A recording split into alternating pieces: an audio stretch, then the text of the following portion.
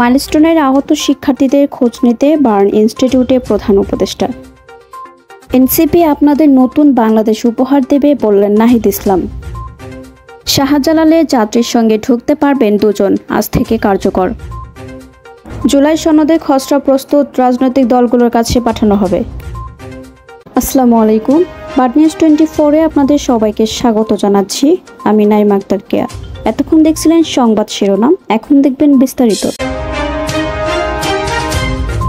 Milestone school and কলেজে বিমান বিধ্বস্তের ঘটনায় আহত রোগীদের চিকিৎসার খোঁজ নিতে জাতীয় বার্ন অ্যান্ড প্লাস্টিক সার্জারি ইনস্টিটিউটে গেছেন প্রধান উপদেষ্টা ডক্টর মোহাম্মদ ইউনূস। শনিবার রাত 9:10 হাসপাতালে যান তিনি। হাসপাতালে পৌঁছে প্রধান উপদেষ্টা ইনস্টিটিউটের পরিচালক অধ্যাপক মোহাম্মদ নাসির উদ্দিনের কাছ থেকে সেদিনের ঘটনার বর্ণনা শোনেন এবং আহত রোগীদের বর্তমান অবস্থা জানতে চান। অধ্যাপক নাসির জানান, বর্তমানে হাসপাতালে চিকিৎসাধীন রোগীদের মাল্টিডিসিপ্লিনারি কনসালটেশন বোর্ডের পরামর্শক্রমে চিকিৎসা প্রদান করা হচ্ছে। রোগীদের আন্তর্জাতিক প্রোটোকল অনুযায়ী মূল্যায়ন করা হয়েছে এবং সর্বোত্তম সেবা নিশ্চিত করতে বাংলাদেশি চিকিৎসকদের পাশাপাশি বিদেশি বিশেষজ্ঞদেরও পরামর্শ গ্রহণ করা হচ্ছে। তিনি জানান, সবার সম্মিলিত মূল্যায়নে বর্তমানে বার্ন ইনস্টিটিউটে 4 জন ক্রিটিক্যাল, 9 জন সিভিয়ার এবং 23 জন ইন্টারমিডিয়েট ক্যাটাগরির রোগী আছেন। এই মূল্যায়ন রোগীর অবস্থা অনুযায়ী সময় সময় পরিবর্তন হতে পারে বলেও জানান তিনি।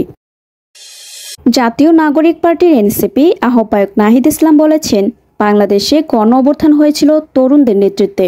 এই তরুণদের উপর আস্থা রেখে বাংলাদেশের মানুষ নেমে এসেছিল। আমরা আবারও বলছি, এই তরুণদের উপর আস্থা রেখে আপনারা জাতীয় নাগরিক পার্টিতে যোগদান করুন। তিনি বলেন, জাতীয় নাগরিক পার্টি আপনাদের নতুন বাংলাদেশ উপহার দেবে। জাতীয় নাগরিক পার্টি বাংলাদেশের 54 বছরের যে দুর্নীতিপরায়ণ ও মাফিয়াতান্ত্রিক লুটেরা রাষ্ট্র ব্যবস্থার পরিবর্তন ঘটাবে। আমরা যে বাংলাদেশ চেয়েছিলাম, সেই বাংলাদেশ প্রত্যেকটা মানুষের কাছে নাগরিক সুবিধা পৌঁছাবে। প্রত্যেকটা মানুষ নাগরিকের মর্যাদা পাবে। দেশজুড়ে পদযাত্রার অংশ হিসেবে শনিবার রাত জেলা শহরের পুরান থানায় অনুষ্ঠিত পথসভায় এসব কথা বলেন তিনি।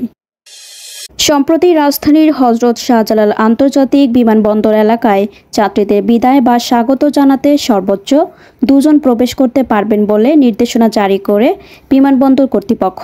এটি রোববার 27 জুলাই থেকে কার্যকর হয়েছে। এদিন সকালে এক বিজ্ঞপ্তিতে এ তথ্য জানিয়েছে বিমানবন্দর কর্তৃপক্ষ।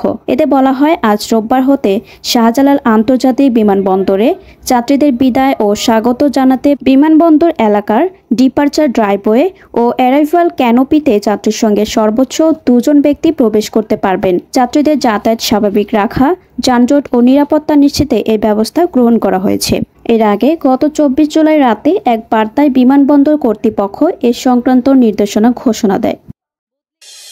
জাতীয় ঐকমত্য কমিশনের সহসভাপতি অধ্যাপক আলী রিয়াজ বলেছেন, জুলাই সনদের খসড়া সোমবারের মধ্যে সব রাজনৈতিক দলের কাছে পাঠানো হবে। দলগুলো দ্রুত মতামত দিলে সেটা সন্নিবেশিত করা হবে। রোববার রাজধানীর ফরেন সার্ভিস একাডেমিতে রাজনৈতিক দলগুলোর সঙ্গে দ্বিতীয় ধাপের সংলাপের 19তম দিনের সূচনা বক্তব্যে এসব কথা বলেন তিনি। এদিন আলোচ্য সূচিতে রয়েছে রাষ্ট্র পরিচালনার মূলনীতি, নাগরিকের মৌলিক অধিকার সম্প্রসারণ সম্পর্কিত মূলনীতি এবং পুলিশ কমিশন গঠন সংক্রান্ত প্রস্তাব। সনদের খসড়া নিয়ে সংলাপে আলোচনা করা হবে না জানিয়ে আলী রিয়াজ বলেন, যদি বড় রকমের মৌলিক আপত্তি উঠে তাহলে আলোচনায় আনবো, না হলে আনবো না।